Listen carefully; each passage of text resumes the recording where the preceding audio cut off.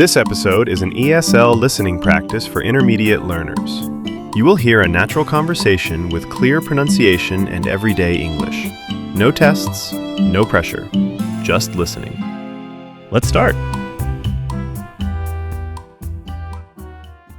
Welcome back to ESL Listening Practice. It is so good to have you here with us today. It really is. Whether you are, listening on your commute, getting a workout in at the gym, or maybe just tackling a massive pile of laundry, we are really happy you're tuning in to work on your English with us. Absolutely. It is always a pleasure to sit down and discuss these topics. We know how hard you're working out there. And today we have a topic that is honestly very close to our hearts as teachers. Oh, totally. This is one of my absolute favorite things to talk about because it addresses a specific feeling that I think almost every single language learner has had at some point in their journey. Yeah. It's that nagging feeling of being stuck. The plateau. The dreaded intermediate plateau. Exactly. Yeah. Specifically what we often call the B2 plateau. You know the feeling. You've been studying for years. You know the grammar rules. You can order a coffee. You can have a decent conversation. But you still feel, average. It's a very common internal monologue. It really is. You catch yourself making a small mistake with a preposition, maybe, or you hesitate for a second too long trying to find the exact right word. Right. And immediately that negative thought just creeps in. You think, my English is just okay. It's not great. It's not amazing. It's just, And that can be so incredibly frustrating. I mean, you put in all this effort, hours and hours of study, but you feel like you're still just swimming in the shallow end of the pool. Mm-hmm.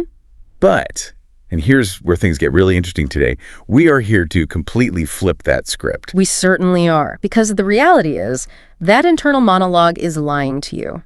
If you are at a B2 level, and let's be clear, if you're understanding this conversation right now without needing subtitles or a dictionary every 5 seconds, you are likely at or very near that level. You are not average at all. No way. Not even close.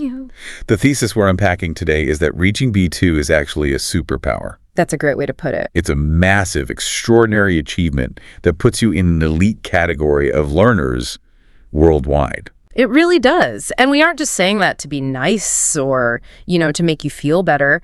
We want to break down exactly why B2 is such a pivotal milestone. Yeah, let's get specific. We're going to look at 7 specific reasons why being at this level means you have achieved something truly rare and powerful. We're talking about how your brain has physically changed, the incredible freedom you've unlocked, and my personal favorite part, why your mistakes are actually a sign that you're highly intelligent.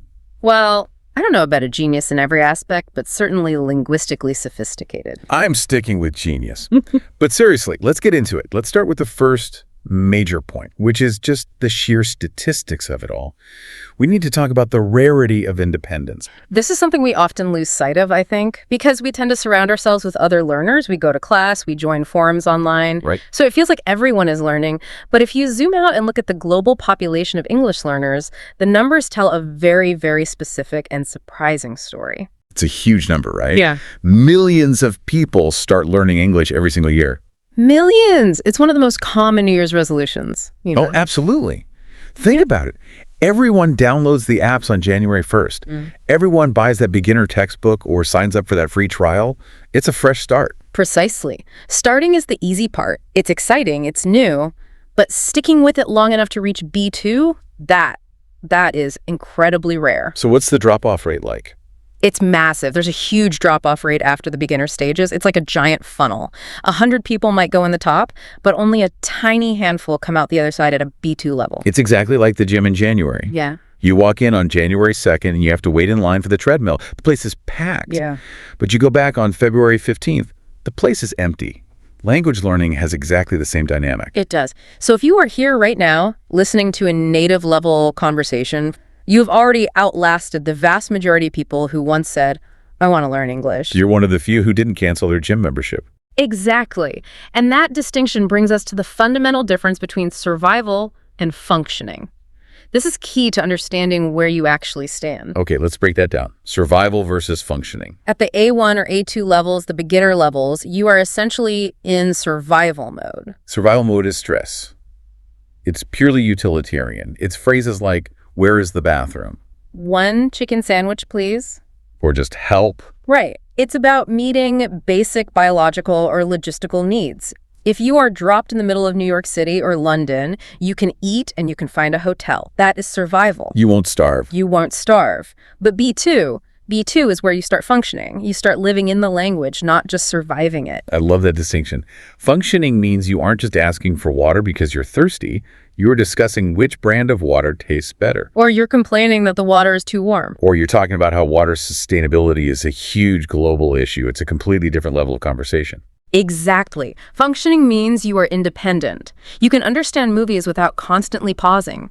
You can listen to audio like this, which is unscripted and natural. You can read the news and actually understand the nuance of what is happening in the world, not just the headlines. You can work or study in the language. Yes, that's a huge one. That word independent is so important. When you're A2, you need a teacher. You're dependent. You need a guide. You need someone to hold your hand, speak slowly, and grade your language. You need that structure. But at B2, you can just go.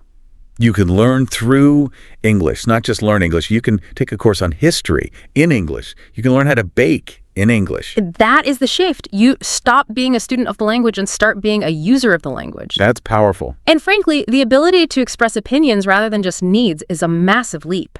It's one thing to say, I'm hungry. Right. That's survival. It is entirely another thing to say, I feel like Italian food tonight because I'm nostalgic for that trip we took to Rome 3 years ago. And if you can do that, if you can express that nostalgia, that specific preference, and that memory, even if it's not perfect, you are in an elite bracket. Absolutely. You've moved beyond the transactional give me food and into the relational, the human.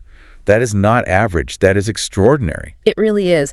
And that ability to express complex thought brings us directly to our second point, which is the cognitive shift that is happening inside your brain right now. Okay, so this is the under the hood stuff. I love this part because it feels like magic when it happens, but it's actually neuroscience. It is. The defining characteristic of the B2 level is the move from translation to reaction. Let's unpack that, because I think every learner remembers the translation phase. It's painful. Oh, it is exhausting. The translation phase looks like this. You hear an English sentence. Your brain takes that input, stops everything, and translates it word for word into your native language to understand it. Okay, I get it. Then you formulate an answer in your native language. Then you have to translate that answer back into English. And then finally, after all that work, you speak. It's like having a really bad internet connection in your brain. There's all this buffering. You can almost see the little loading wheel spinning in someone's eyes. Exactly. And that buffering is incredibly taxing on your cognitive load. It literally burns glucose. It makes you physically tired. That's why when you're a beginner, a 30-minute lesson can feel like you just ran a marathon. You're just wiped out. Totally. But at B2, something shifts. It's a slow process, but it happens. You stop translating every single sentence. It starts to become automatic. You hear, how are you? And you don't think, ¿Cómo estás? Or ¿Cómo se va? Or whatever your native language is. Yeah. You just think, I'm good. The reaction is direct. You are reacting. It is the difference between a rehearsed, calculated response and a natural, spontaneous reaction. And sure, at B2, it might still feel slow sometimes. It's not instant all the time. Of course not. You might still grasp for a word here and there, but the fundamental mechanism has changed. You are explaining ideas, not just repeating phrases you memorized from a book. And I think people beat themselves up about this because it feels messy. They think, oh, I paused for 3 seconds. I must be bad at this. But we have to reframe that messiness. We have to see it differently. Thinking imperfectly in English is still thinking in English. That is a quote for the refrigerator right there. Thinking imperfectly in English is still thinking in English. It is a huge cognitive achievement. Your brain has physically rewired itself. It has built new pathways to process the second code directly without the crutch of your mother tongue. So even if it's slow, the fact that the pathway exists at all is a miracle of neuroplasticity. You've built a bridge. You've built the bridge. So if you catch yourself pausing or struggling to find a word, don't panic. That struggle is actually proof that you are operating in English mode. That's a great way to look at it. You aren't reaching back to your native language for a translation. You are searching within your new and still growing English file system. You're just, looking through the filing cabinet in your brain for the right folder. Precisely. You are building the network. And that leads us to the environment in which you're building that network. This connects to our third point. Moving beyond safe English. Safe English. I know exactly what this is. This is the textbook dialogue. Oh, yeah. Hello, John. How is your wife? She is fine, thank you. And how is your dog? It's sterile. It's safe. It is perfectly grammatical because it has been sanitized for the learner. It's not real. Not at all. In the A1 and A2 stages, you live in this safe bubble. You rely on memorized dialogues, fixed phrases, and very safe grammar structures. Yeah. You are protected. You play defense. Yeah. The whole game is defense. You don't want to make a mistake, so you only say things you are 100% sure are correct. Right. You stay in the shallow end where your feet can always touch the bottom. But B2 is the rebellious teenager phase of language learning. You start to experiment. You start to take risks. You get bored of the safe zone. You want to go to the deep end. You do. You stop trying to sound like a textbook and you start trying to sound, well, human. Yes. And sounding human is messy. Sounding human requires risk. B2 learners, what do? They try to use idioms they heard in a movie, even if they aren't totally sure what they mean. Or they try to use a complex conditional sentence to explain a feeling. They try to crack a joke. And sometimes Yeah. the joke lands flat. Or the idiom is slightly off and it sounds weird. Often it is, but that is the point. You are experimenting. You are leaving the safety net behind. And this is why B2 often feels more uncomfortable than A2. That is so counterintuitive. You would think getting better would feel more comfortable, more confident. Not necessarily. At A2, the boundaries are clear. You know what you know, and you know what you don't know. At B2, the world has opened up, and you're trying to swim in the deep ocean for the first time. And that's scary. It is. The discomfort you feel isn't because you are failing, it's because you are growing. It's growing pains. Like when you're a teenager and your legs hurt because you grew 2 inches overnight. Exactly. You are pushing the boundaries of what you can say. You are trading perfection for expression. You would rather say something interesting with a small mistake than say something boring perfectly. And that is a brave choice. It takes guts to say, you know what, I'm going to try to explain this complex political concept, even though I might mess up the grammar, rather than just saying, the politics are bad. It does. And speaking of messing up the grammar, this segues perfectly into our fourth point, which I think is the most comforting one for our listeners, the paradox of mistakes. I love this one because we are trained from day one in school to think mistakes, bad, About 10. red pen on the paper, F, failure. We have this trauma from school that we carry with us. We absolutely have to unlearn that school mentality. The paradox is this. B2 mistakes can often feel worse or more embarrassing than beginner mistakes, but they are actually signs of advanced intelligence. Okay, let's break that down. What's a classic beginner mistake? A beginner mistake is a simple error based on a lack of basic knowledge. For example, saying, he go to the store instead of he goes. Right, you just forgot the "es." Or getting the pronoun wrong, saying she instead of he. It's a surface level error. You just forgot the rule or you haven't learned it yet. It's a mistake of knowledge. Right, it's just forgetting the mechanic. But B2 mistakes. These are complex errors born from ambition. Born from ambition, I like that. Yeah. So give me an example. Okay, let's say a learner is trying to express a regret about the past. They want to say, if I had known about the traffic, I would have left earlier. That's a beast of a sentence. I mean, even native speakers stumble over that third conditional sometimes. It is. It's cognitively heavy. It deals with past time, hypothetical situations, and causality all at once. So a B2 learner in the heat of the moment might say, if I knew about the traffic, I would have leave earlier. Okay, so grammatically, that is a mistake. Yeah. There are errors there. Yes, the form is wrong. But look at the intent. Look at what they were trying to do. They are trying to manipulate time. They're creating an alternate reality in their head and expressing it in a second language. That's incredible. Exactly. They are trying to convey nuance, regret, and a complex hypothetical situation. The error doesn't mean their English is bad. It means their thinking is advanced. It's like they're trying to carry a heavy couch up a flight of stairs. That's a fantastic analogy. If they stumble a little bit, it's not because they can't walk. It's because the couch is heavy. A beginner's just trying to carry a pillow.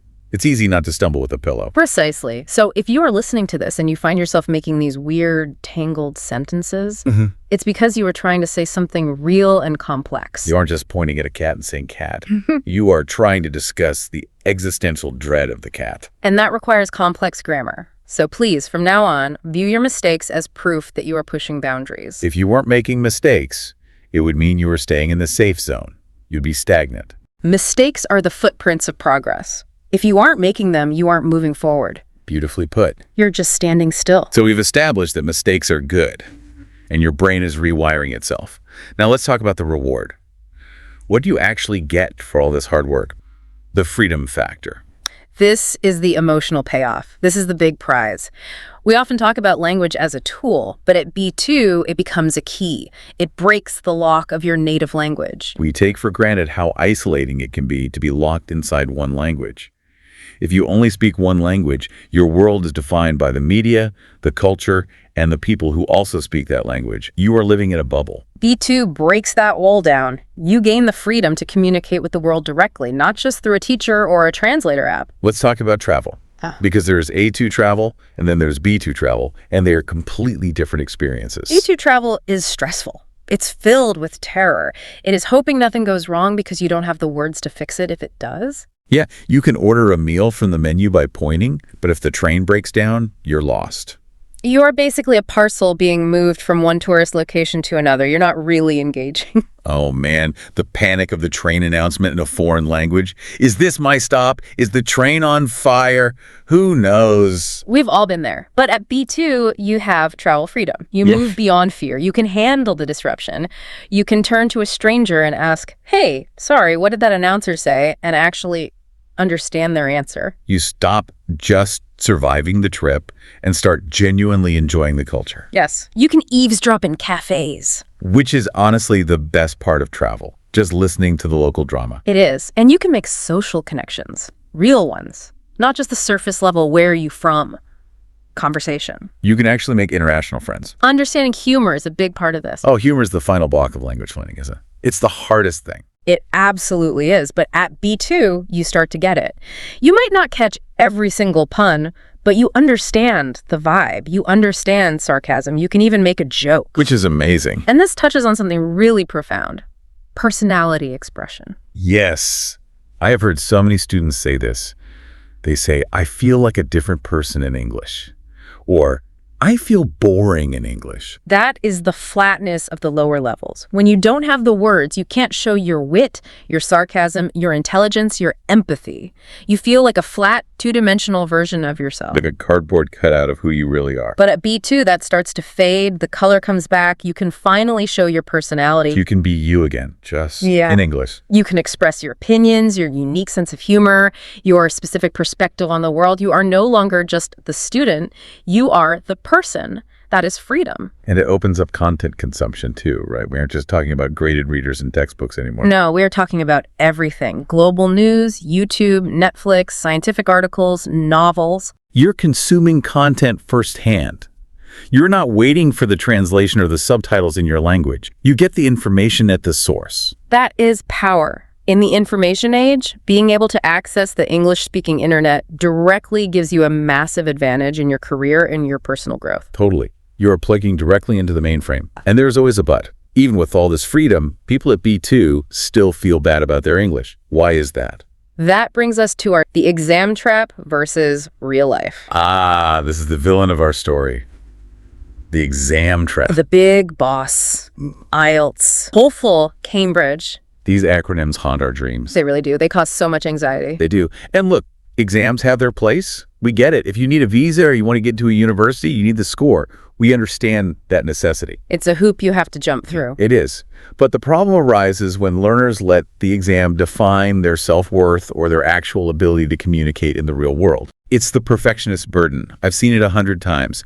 You can have a student who just had a wonderful 20-minute conversation about philosophy, and then they go home and cry because they got a 6.0 on the writing section of their practice test. Exactly. They feel not good enough because they missed a comma or misspelled a word under pressure. But we need to redefine success. What is real English? Is it a bubble sheet on an exam? No. Real English is not an exam sheet. Real English is connection. The test for real English is, can you understand? Can you be understood? Can you connect with another human being? If the answer to those questions is yes, you are successful. Period. End of story. If you can help a lost tourist find their way, if you can negotiate a business deal over email, or if you can laugh at this conversation right now, you possess the skill. The exam is just a snapshot. It's an artificial environment. It's a snapshot of how well you take tests on a particular day, not necessarily how well you communicate in your life. I think we forget that even native speakers would fail some of these grammar tests if they didn't study for them specifically. Oh, absolutely. I have seen IELTS writing questions that with most native speakers I know, they are designed to be tricky. They're artificial. So the takeaway is, if you're B2, do not let a test score convince you that you aren't capable. You are already doing the thing the test is supposed to measure. You are communicating in the real world. That's what matters. So rip up the mental scorecard. If you are communicating, you are winning. Yes. And we need to acknowledge something else, which is our final point today. The reason you should be so proud is because getting to this point was hard. We need to validate the struggle. This wasn't a walk in the park. This took real effort. No. Let's map the journey. Getting from A1 to A2, from absolute zero to basic phrases, is actually relatively fast for most people. That's the honeymoon phase. It is. Every day you learn 10 new words, you feel like a genius. Look at me. I can count to 10. I can say the colors. The dopamine hits are fast and frequent. Exactly. Then A2 to B1 is manageable. It's a bit of a grind, but you can see the progress pretty clearly. You're learning new tenses, your sentences are getting longer. You can feel yourself getting better week by week. But B1 to B2, the bridge to independence, that is the hardest leap in the entire journey. Why is that specific gap so difficult? What happens there? Because the obvious progress stops. You aren't learning cat and dog and house anymore. You are learning nuance. You are learning the subtle difference between, say, tell, speak, and talk. You feel like you're running in mud. You're putting in the same amount of effort, but you're not moving as fast. And this is where most people quit. This is the wall. The statistics bear that out. The intermediate plateau is the graveyard of language learning ambitions. Most people give up somewhere in that B1, B2 space because the reward loop slows down. It's not as fun anymore. So if you are listening to this and you are B2, it means you didn't quit. It means you possess grit. When things got tough and boring and frustrating, you kept going. You stayed with the discomfort when it wasn't fun anymore. You pushed through the confusion. That is a character trait. That says something about who you are as a person, not just as a learner. It means you have resilience. Resilience is the key word. Yeah. Being B2 is proof of your persistence. You climbed the steepest part of the mountain. You might be tired. You might feel like you aren't at the summit yet, but look down. Look how far down the base camp is. You have climbed so high. And that is really the message we want you to walk away with today. You don't look down enough. You're always looking up at the C1, C2 peak thinking, I'm not there yet. But for a moment, just turn around and look down at where you started. And realize that you are already standing in a place of power. So let's just wrap this up with a quick summary of what makes you so extraordinary. We have covered a lot of ground here. We have. First, we discussed that B2 makes you capable. You can function, not just survive. You have moved from needing a bathroom to discussing complex ideas. Right. We also discussed that you are independent. You don't need a chaperone anymore. You can navigate the English-speaking world on your own terms. And third, we discussed that you are multilingual in a very real cognitive sense. Your brain has fundamentally changed to accommodate a new way of thinking. You have rewired your own cognition. And you did the hard work. You stuck with it when most others quit. You climbed the mountain. Exactly. So the main point is this. You do not need to be advanced, that elusive C1 or C2 label, to be impressive. You do not need perfect grammar to be confident. You really don't. Confidence comes from competence. And at B2, you are deeply competent. You have the tools. You have the skills. If you are B2, you are already a success story. You have unlocked a superpower that billions of people around the world wish they had. I love that. So as we sign off, we want to leave you with one final thought to mull over. We've talked about the skills, the brain, and the exams.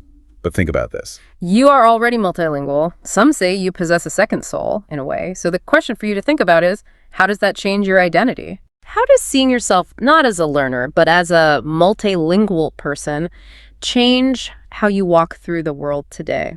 You aren't just a person trying to learn English anymore. You are an English speaker. Wear that title with pride. Absolutely. Go out there and use your superpower. Thanks for diving in with us today on ESL Listening Practice. We will see you in the next one. Keep talking, keep making those ambitious mistakes, and keep being extraordinary. Goodbye, everyone. Catch you later.